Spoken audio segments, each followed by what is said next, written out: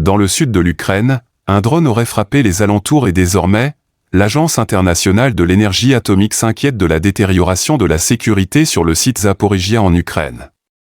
Koursk en Russie, 2 centrales nucléaires au cœur du conflit ukrainien sur le territoire russe, les forces de Kiev se rapprocheraient du site nucléaire.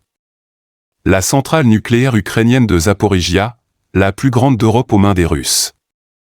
Tout près de là, une route a été touchée par une attaque de drone.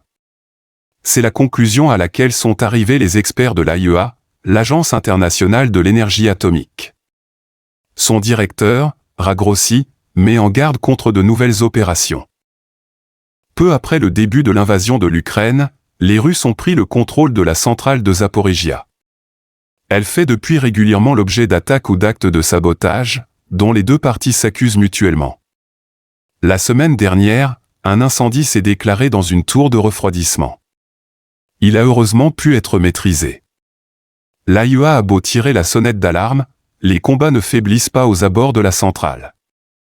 L'Agence de l'énergie atomique s'inquiète aussi pour une autre centrale nucléaire située en territoire russe, à 60 km de la frontière ukrainienne. Depuis 12 jours, les troupes ukrainiennes mènent une offensive dans la région de Koursk. C'est d'enfer. Bientôt on va prendre le contrôle de la centrale de Koursk. L'objectif des Ukrainiens est-il de s'emparer de la centrale? Aucune certitude pour l'instant.